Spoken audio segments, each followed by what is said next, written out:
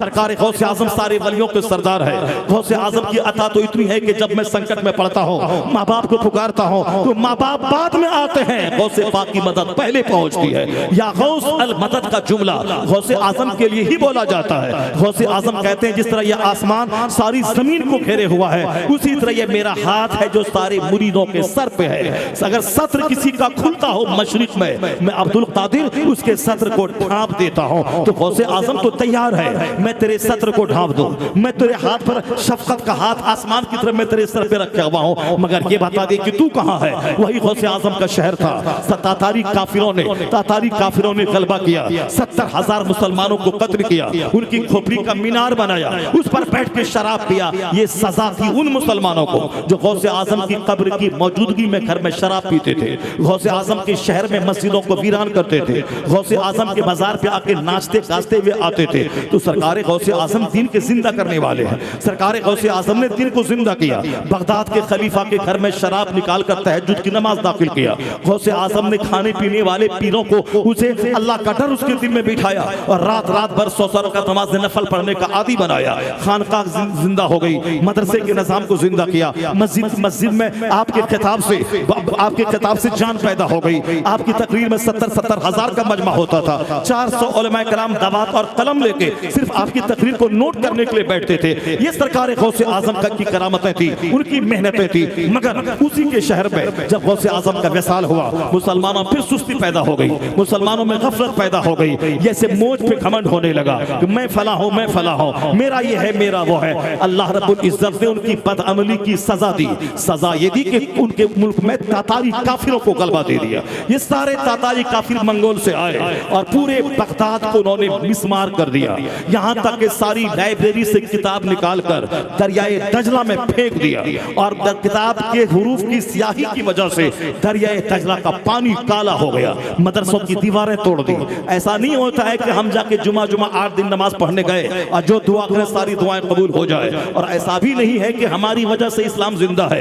अल्लाह तबारक व तआला जब चाहता है मुजाहिद को पैदा करके उससे इस्लाम का काम ले लेता है और बदअमल मुसलमानों को उसकी बदअमली की भरपूर सजा देता है। जो लोग फिलिस्तीन के आसपास आज जंग लड़ रहे हैं, अल्लाह उन मुजाहिदीन की मदद फरमाए, लेकिन उनके जाहिरी हालात तो देख लीजिए। उनके बच्चों का ड्रेस देखिए, उनकी औरतों का कपड़ा देखिए, उनके मर्दों का ड्रेस देखिए, उनका चेहरा मोहरा देखिए। यहूदियों के उसके लिबास में कोई फर्क नजर नहीं आता है। जैसा लिबास यहूदी पहनता है वैसे ये पहनते हैं। उनके बेटों का बर्थडे पार्टी देखिए। सारे अरब ममालिक में वहां के जो बादशाहों की जो जीने का अंदाज है उसको देख लीजिए। वहां सोने का पहाड़ वहां है, हीरे जवाहरात के पहाड़ वहां है, पेट्रोल डीजल का कुआं वहां है। उसके बावजूद अय्याशी करने वो अमेरिका जा रहे हैं। मुसलमान मारे पीटे जा रहे हैं। उन गरीबों को देने के लिए उनके पास नहीं है। कुआं उसका है, इंजीनियर अमेरिका का है। चश्मा तेल का चश्मा उसका है और उस पर कंट्रोल अमेरिका के यहूदियों ईसाइयों का है। मैनेजर वहां का है, इंजीनियर वहां का है। मुसलमान सिर्फ खाएं और ऐश करें और 2-4 शादियां करें और बच्चे पैदा करें और मस्ती करने के लिए समंदर के किनारे जाएं और ईद की खुशियां मनाने के लिए वो समंदर के किनारे जाएं और धमाल मचाएं। यानी ऐश में यहूदियों को पीछे छोड़ दे। पढ़ेगा यहूदी, लिखेगा यहूदी, एटम बम वो बनाएगा, तो एटम बम वो बनाएगा, फिर रॉकेट वो बनाएगा। हवाई जहाज यहूदी दिया है, कंप्यूटर यहूदी दिया है, मोबाइल यहूदी दिया है। ये सारा सामान यहूदी दे रहा है और हम कहते हैं कि बगैर कुछ किए हुए हम फतह हासिल कर ले। नहीं होता है। बच्चों को पढ़ाना होगा, अपने घर का कल्चर बदलना होगा, अल्लाह पर मजबूत यकीन करना होगा। और जिस दिन ये अरब के लोग बदल गए, फिर याद रखना कि इसराइल को मुंह छुपाने की जगह नहीं मिलेगी। और मुझे यकीन है कि वो लोग बदलेंगे नहीं। इसलिए नहीं बदलेंगे क्योंकि आज वहां मगरबी तहजीब की जड़ें मजबूत हो चुकी है। सबों को जान से प्यार हो गया है, बाल बच्चों से मोहब्बत हो गई है, अपनी कुर्सी से चिपक कर रहने की आदत हो गई है। तो ठीक है, तुम लोग खाओ पियो। अब फिलिस्तीन का तमाशा देखो। अनकरीब खुरासान से एक गर्व निकलेगा जो जान से ज्यादा मौत को तरजीह देता है, जो शहादत को तरजीह देता है। हुजूर ने फरमाया है एक गिरोह निकलेगा खुरासान से। सलाहुद्दीन अय्यूबी का नाम अरब के लोग लेते हैं। सलाहुद्दीन अय्यूबी वो अरबी नस्ल नहीं थे, वो कुर्दिस्तान के थे।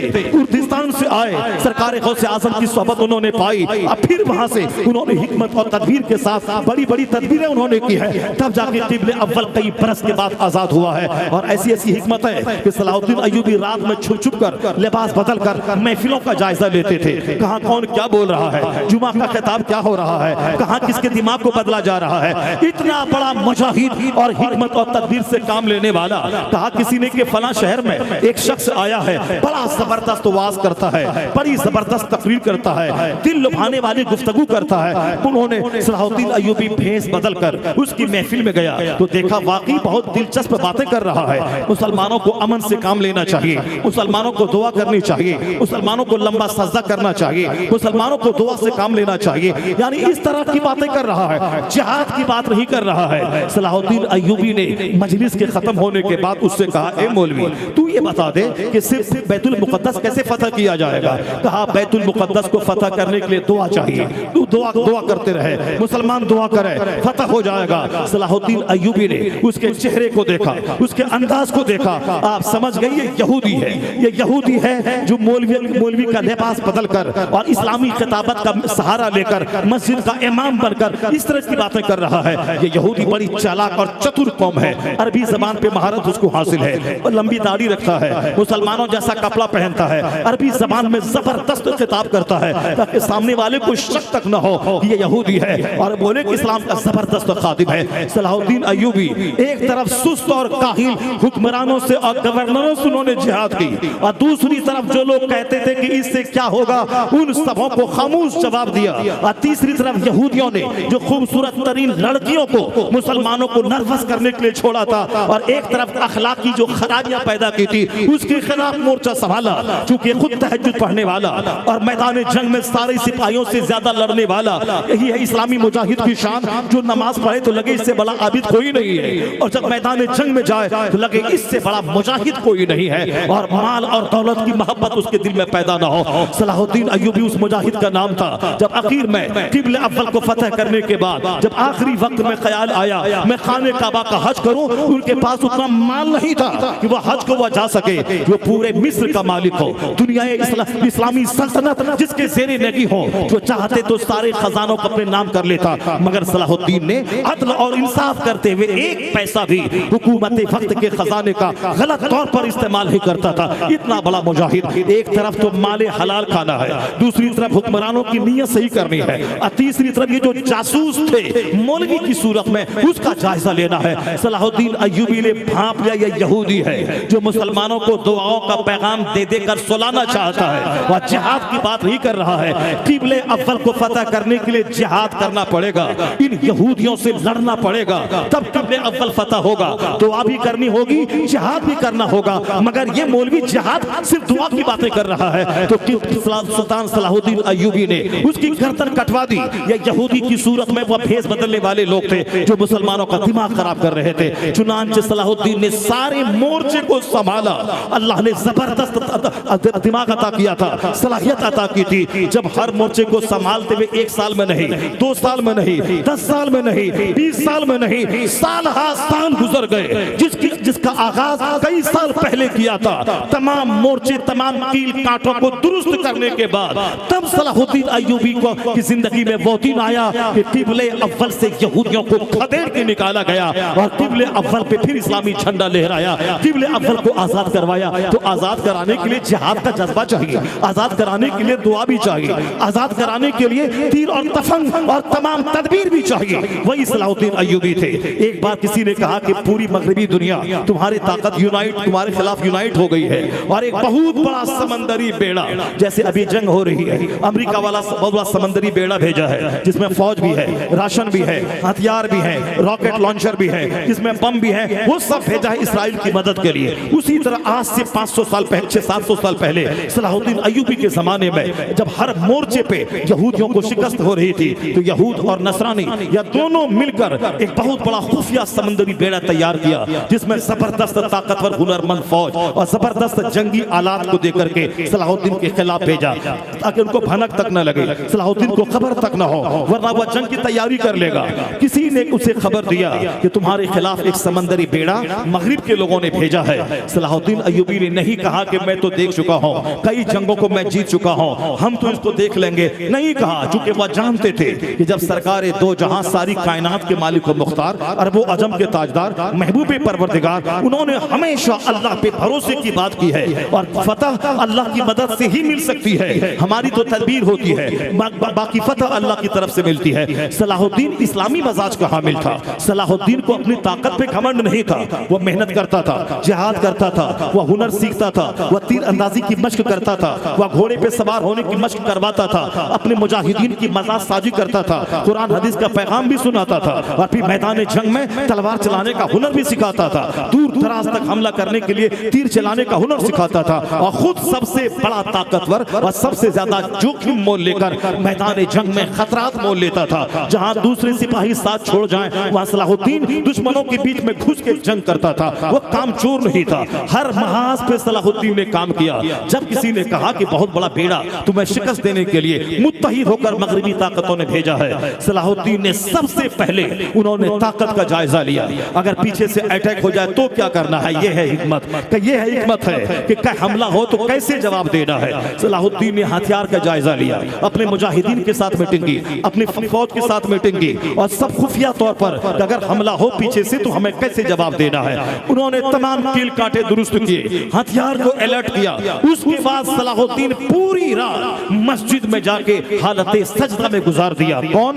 कमजोर सलाहुद्दीन नहीं, ताकतवर सलाहुद्दीन, सबसे बड़ा कमांडर इन चीफ सलाहुद्दीन। यही तो सबसे बड़ी कमजोरी है। आज हमारा गोंडा जो डकैत है, वह डकैत बोलता है कि मैदान जंग में हम काम आएंगे, खिताब काम नहीं आएगा, हदीस काम नहीं आएगी, नमाज काम नहीं आएगी, सजदा काम नहीं आएगा। अभी एनआरसी के वक्त में बहुत सारे लड़के उछले कूदे गए और दिल्ली में सड़कों पे आ गए और वह मौलाना के खिलाफ बोलने लगे कि तुम साहब हदीस दिखाते रहो, यहाँ जरूरत है मैदान में आ जाने की। अरे मैदान में आने की जरूरत है, फिर हदीस के खिलाफ बोलने की क्या जरूरत है? हदीस ही में तो जिहाद का लफ्ज आया है, हदीस ही में तो जिहाद की फजीलत आई है, हदीस ही में तो शहीद होने का जज्बा आया है, हदीस ही में तो सारी बातें बयान की गई है। तो फिर हदीस से हट के कौन सा जिहाद करना चाहता है? तो कोई जिहाद करने वाला है नहीं। अब कोई गुंडा आता है सामने, वो हदीस के खिलाफ बोलता है और जो मस्जिद और मदरसे में है वो दिन रात दुआ कर रहे हैं। इसके पास ना हिम्मत है, ना ताकत है, ना लड़ने की। तो दोनों तबका हमारा कमजोर है। हम तबका सलाहुद्दीन का वो था कि सजदा करता ऐसा जैसे कि सजदा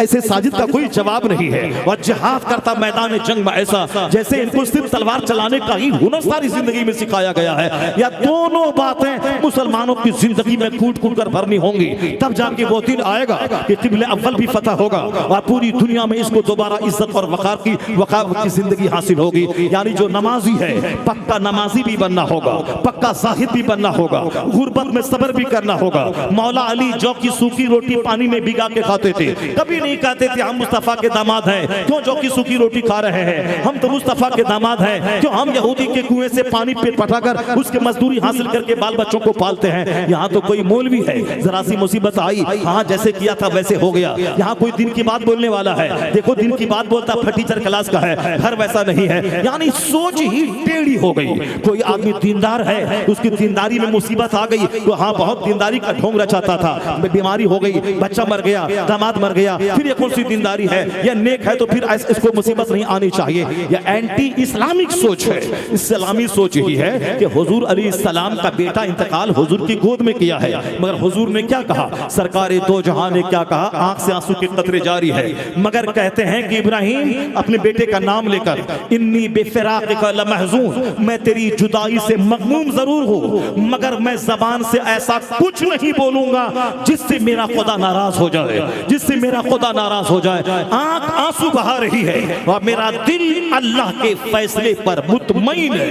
जब पैगंबर आजम का बेटा पैगंबर आजम की गोद में दम तोड़ गया तो अब इसके आगे और क्या हो सकता है? सरकारे दो जहां की बेटी जनाब ज़ैनब है, उनका बेटा हालत निज़ाम में था, अपने बाप को खबर दी, सरकारे दो जहां वहां पहुंचे, अपने बेटे को अब नवासे को गोद में लिया, सांस उखड़ रही थी, उसी सरकार की गोद में था आपका चहीता नवासा, वो इंतकाल कर गया। सरकारे दो जहां बड़े बड़े बुजुर्गों की कहानियां हैं, उन्होंने मुर्दा को जिंदा कर दिया, उन्होंने ऐसा कर दिया। यहाँ सरकारे दो जहां ही सरकार वही जान ईमान है, वही असल ईमान है, वही ईमान की जान है, वही ईमान की जान है। उन्होंने ही कुरान पाक, कुरान उन पर नाज़िल हुआ, कुरान की तशरीह हदीस से पाक उनकी जबान से दुनिया को मिली है। सरकारे दो जहां से हट के कौन सा इस्लाम है? वो सरकारे दो जहां अल्लाह के महबूब है, अल्लाह का पता उसने बताया है। तो हुजूर से ज्यादा मॉडल किसी की जात कोई हो ही नहीं सकती है। सरकारे दो जहां की गोद में उनका नवासा दम तोड़ गया, हुजूर की आंख में आंसू के कतरे हैं। साहब कराम जो आपके साथ गए थे, कहा सरकार आप भी रोते हैं क्या? क्योंकि हमेशा हुजूर सब्र का पैगाम देते थे, तवक्कुल का पैगाम देते थे। जब आंख में आंसू के कतरे देखा तो कहा साहबा ने हुजूर आप भी रोते हैं? उस सरकार ने क्या कहा? हाँ हाँ ये आंसू रहमत है, ये आंसू रहमत है, मगर ज़बान से आदमी को अल्लाह रब्बुल इज्जत के फैसले के खिलाफ कुछ नहीं बोलना चाहिए और दिल अल्लाह के फैसले पे राजी रहना चाहिए। आंख से आंसू निकले ये रहमत है, मगर दिल अल्लाह के फैसले पर मुतमईन रहे कि जो अल्लाह ने चाहा वह हुआ, मैं अल्लाह के फैसले पे राजी हूँ। और आंख आंसू बहाए ये रहमत है और दिल अल्लाह के फैसले पे राजी रहे। ये मुस्तफ़ा ने बताया कि मुस्तफ़ा जाने रहमत का अपना बेटा इंतकाल कर गया तो हमारा भी बेटा इंतकाल कर सकता है, हमारी भी बाप का इंतकाल हो सकता है, हमारे घर में मुसीबतें आ सकती है। हुजूर के घर में 2-2 महीने तक चूल्हे में आग नहीं सुलगती थी, यहाँ तक कि पानी और खजूर पे गुजर बसर होता था। और अगर आज कोई दिन की बात बोले, उनके घर में कहत साली आ जाए तो हमारे ही लोग मजाक उड़ाने लगेंगे, बहुत दिन की बातें बोलता था और घर में खाने को नहीं मिल रहा है, यानी दिमाग उजड़ सा गया है। इसलिए हुजूर ने कहा आखिर जमाने में लोगों की अक्लें छीन ली जाएगी। लोग कुरान पढ़ते नहीं हैं, इस्लाम समझने के लिए अखबार पढ़ रहे हैं, लोग हदीस पढ़ते नहीं हैं, इस्लाम समझने के लिए व्हाट्सएप का इस्तेमाल कर रहे हैं, लोग सहाबा कलाम की जिंदगी पढ़ते नहीं है, वो अपने इलाके की वली की जिंदगी पढ़ रहे हैं, वलियों की करामत बयान कर रहे हैं, जबकि सार कोई वली सहाबा कराम के कद को नहीं पहुंच सकता है। यहाँ तक कि सरकार गौसे आज़म भी किसी सहाबी के बराबर नहीं है। सहाबी वो जो हालत ईमान में मुस्तफ़ा को देखा तो सहाबा कराम हमारे लिए मॉडल है, उनकी जिंदगी मेरे लिए नमूना है, तो सहाबा का कोई चर्चा नहीं होता। गांव समाज के जो छोटे मोटे वली हैं उसका चर्चा, उसकी करामतों का चर्चा हो रहा है। इसी सारे चर्चों ने मेरी सोच उड़ा दी, हमें जीने का अंदाज बदल दिया। कुछ लोग ये समझ बैठा जिहाद करने की कोई जरूरत नहीं है, और कुछ डकैत ये सोच के बैठा कि मुसीबत की घड़ी में हम चोर ही काम आते हैं, हम शराबी ही काम आते हैं, या नमाजी दुम दबा के बैठ जाता है। पता चला कि तदबीर भी करनी पड़ेगी और फिर अल्लाह की तकदीर पर एतमाद भी करना पड़ेगा। यही पैगाम मुस्तफ़ा ने भी दिया है, सहाबा कराम ने जिंदगी से दिया है, यह दोनों काम करना होगा। और जहां भी फतह मिली है तकदीर और तदबीर और दोनों पर एतबार करते हुए नमाजी वह जो मुजाहिद भी हो, मुजाहिद वह जो नमाजी भी हो। सलाहुद्दीन अय्यूबी रात भर तमाम कील कांटे दुरुस्त करने के बाद मस्जिद में उन्होंने जाके सजदा किया और सजदे में रात भर रोता रहा। दुआओं की कबूलियत का सबसे कीमती वक्त है आधी रात के बाद। आधी रात के बाद फिलिस्तीन की जबरदस्त हिमायत मेरे लिए, उनकी हिमायत मेरे पास सिर्फ यही है कि जितने बेनमाजी हैं वो सारे के सारे नमाज पढ़े, और नमाज जो है वो तहज्जुद की नमाज पढ़े, और तहज्जुद की वक्त दुआओं, तहज्जुद का वक्त दुआओं की कबूलियत की घड़ी है। उस वक्त अल्लाह तबारक व तआला अपने शान जलाल के साथ आसमानी दुनिया पे ज़ुहूर फरमाता है और कहता है कोई मुझसे मांगने वाला कि मैं दे दूं, है कोई गरीबी से निजात की दुआ करने वाला मैं उसको दे दूं। ये दुआएं कबूल होती है रात के आखिरी पहर में। तो मुसलमानों को अगर सच्ची हमदर्दी है वह चू चू का करके मत रह जाए, वह साफ खतरनाक तस्वीरें देखकर वह चू चू करके न रह जाए, वह पहले देखे कि उस मुसलमानों की हमदर्दी में एक रात की नींद मेरी कुर्बान हुई या नहीं हुई, मैंने लज्जतों को छोड़ा या नहीं छोड़ा। जो नमाजी है नमाज का पाबंद हो जाए, तहज्जुद गुजार बन जाए, तहज्जुद के वक्त में दुआएं कबूल होती है। मेरी माँ बहन बेटियां वह रात के आखिरी पहर में मुसल्ले पे खड़े होकर दुआ करें। और जो आम मुसलमान है वह समझ ले कि मैं बेनमाजी हूँ इसीलिए मेरे भाई पे अजाब आया है, मैं झूठ बोलता हूँ इसीलिए मेरे भाई पे अजाब आया है। वह तौबा करें, सच्ची तौबा इस सरजमीन पे होगी कि अब मैं नमाज नहीं छोड़ूंगा, अब मैं झूठ नहीं बोलूंगा, अब मैं गीबत नहीं करूंगा, अब मैं सुस्त नहीं बनूंगा, अब मैं अल्लाह रब्बुल इज्जत ने जिसको हराम कहा मैं उससे बचूंगा, जिसको करने का हुक्म दिया मैं करूंगा। सच्ची तौबा इस सरजमीन पे होगी, इसका पॉजिटिव असर इराक, शाम, फिलिस्तीन में महसूस किया जाएगा। सच्ची तौबा का असर पॉजिटिवली होता है। इसलिए सच्ची हमदर्दी फिलिस्तीन की सिर्फ यही है, फिलिस्तीन जिंदाबाद के सिर्फ नारे न लगाए जाए, सच्ची तौबा करके पक्का नमाजी बन जाए और रात के आखिरी पहर में उठ के दुआ कर, उस वक्त दुआ कबूल होती है। उसके बाद दिल में जज्बा रख कि जब भी मुझे मौका मिला तो हम उनके साथ शाना बशाना मिलकर हम जिहाद करेंगे। तो तू जिस तरह का जज्बा रखता है उसी जज्बे के मुताबिक उसको अज्र मिलता है। किसी ने कहा अगर मुझे सोने का पहाड़ मेरे पास होता मैं खैरात कर देता, तो आया है हदीस पाक का मफहूम, उसे सोने का पहाड़ खैरात करने का सवाब मिल जाएगा। सिर्फ नेकी का इरादा करे दिल की गहराई से उसको अज्र मिल जाता है। अगर कोई गुनाह करने का इरादा किया हो कि मैं शराब पीऊंगा मगर शराब पीने का मौका नहीं मिला, नहीं पिया, उसको गुनाह नहीं होगा। यहाँ गुनाह का इरादा करने से गुनाह नहीं होता, या मगर नेकी का इरादा करने से नेकी मिलती है। इसलिए दिल में जज्बा रखना पड़ेगा कि जब भी ऐसा मौका आया मैं जान माल सबसे मैं जिहाद करूंगा, और उसकी पहचान के रात के आखिरी पहर में सजदा करके आंसू बहा के मर्द भी रोएं, औरतें भी रोए। ये दुआएं हाला बन के वहां पहुंचेंगी फिलिस्तीन, और आसमान से अल्लाह की मदद नाजिल होगी। सिर्फ चूचा करने से काम ना होगा, सिर्फ मोबाइल चलाने से काम नहीं होगा। झूठी मोहब्बत है, सच्ची मोहब्बत है वो कि जो कह दे कि मेरे गुनाहों की वजह से मेरे भाई का घर जल रहा है, मैं मस्जिद अब वीरान करता हूँ, इसलिए मेरे भाई का खरमन जल रहा है, अब मैं तौबा करता हूँ, अब मैं गुनाह नहीं करूंगा। सच्ची तौबा मुसलमान दुनिया में आज करे तो जो काम एटम बम से नहीं निकलेगा वह तुम्हारी दुआओं से हो जाएगा। सलाहुद्दीन अय्यूबी ने पहले कील कांटे दुरुस्त किए और सारी रात मस्जिद में गुजार दी, और फजर की नमाज के बाद जब मस्जिद से बाहर निकले एक मजजूब सामने खड़ा था। मजजूब का दामन थाम के कहा सलाहुद्दीन ने, कौन? कर्नल, सबसे बड़ा जर्नल, यहूदियों को हर महाज पे शिकस्त देने वाला सबसे बड़ा सिपहसालार, उसे क्या जरूरत है किसी फकीर और मजजूब के पास जाने की। उसका दामन पकड़ के कहा कि तुम दुआ करो, सुना है कि एक खुफिया बहुत बड़ा बेड़ा मेरे खिलाफ मगरिब ने भेजा है, तुम दुआ करो, तेरी दुआ की मुझे हाजत है। वह मजजूब क्या बोलता है? सलाहुद्दीन, मैं तेरे लिए क्या दुआ करूं? तुमने जो रात में हालते सजदा में तुमने जो मस्जिद में रात तुमने गुजारी, और जो तेरी आंख से आंसू के कतरे निकले हैं, आंसू के कतरे काफिरों के बेड़े को समंदर में डुबा दिया है। 3 दिन के बाद खबर मिली कि जबरदस्त आंधी तूफान समंदर में आया और काफिरों का भेजा हुआ सारा बेड़ा समंदर में गर्क हो गया। पता चला जो काम तीर और तफन से कभी नहीं निकलता है, वह काम एक मर्दे मोमिन के आंख से निकले हुए आंसू के कतरे से हो जाता है। आज हमारी आंख भी सूख चुकी है, सिर्फ मेरी जबान पे झूठ है और सिर्फ मेरी आंखों में बदनिगाहियां और फिल्मी कल्चर है। मोबाइल को तोड़ दे, मोबाइल में आग लगा दे, सिर्फ फोन आए और फोन जाए वो फोन का इस्तेमाल कर, वरना एंड्रॉइड मोबाइल में 24 घंटे गंदी तस्वीरें देखना, 24 घंटे उसमें फजूल बातों को देखना, फजूल चीजें देखना, इसके आदी हो गए। जलसे में तेरे हाथ से मोबाइल नहीं जाता, मस्जिद में तेरे हाथ से मोबाइल नहीं जाता, तो अब तुम बोलता है कि फिलिस्तीन जिंदाबाद और फिलिस्तीन में ये हो जाएगा। तुम जैसे खाने, कपड़े और पैसे के गुलामों से कुछ नहीं होगा और तेरी दुआओं से भी कुछ नहीं होगा। दुआ तो उसकी जिसका दिल नर्म हो, जिसकी आंखें पाकीज़ा हो, जिसकी ज़बान पाकीज़ा हो। इसलिए सबसे पहली बात दुनिया के मुसलमान को सच्ची तौबा करनी होगी और उसे अपनी रात को सजदों से आबाद करना होगा और सबसे पहले अपनी वीरान मस्जिद को आबाद करना होगा।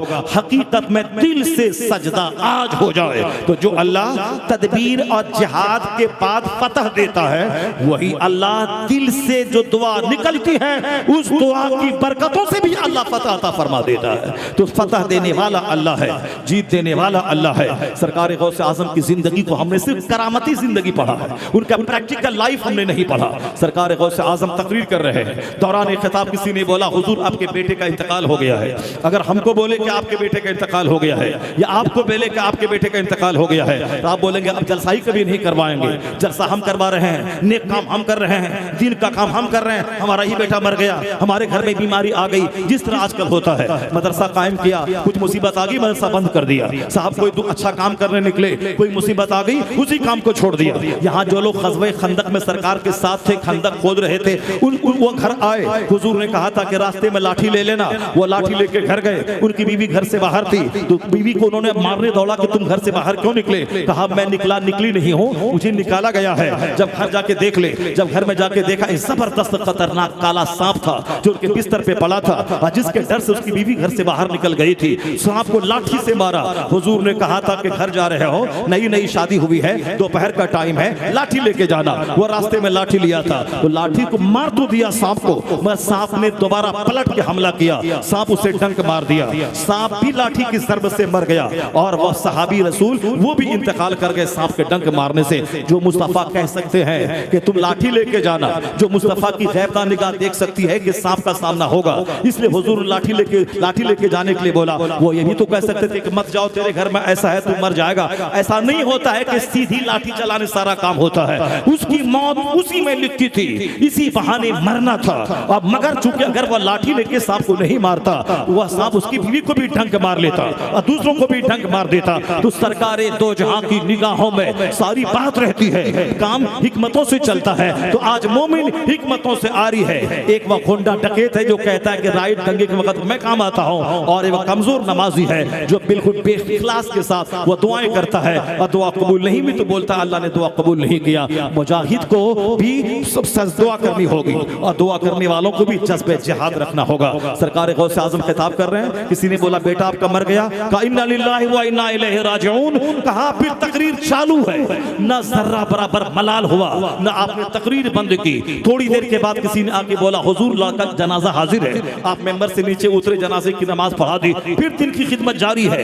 किसी ने कहा सरकार बेटा के मरने के बाद तो आदमी मगमूम हो रहता है, कई दिनों तक यहाँ बेटे के मरने की खबर मिली, तकरीर जारी है, जनाजे की नमाज पढ़ा दिया, दिन की खिदमत जारी है, ये समझ में नहीं आया। गौसे आजम कहते हैं मैं आज बेटे के मरने की खबर सुनकर क्या मैं परेशान हूं।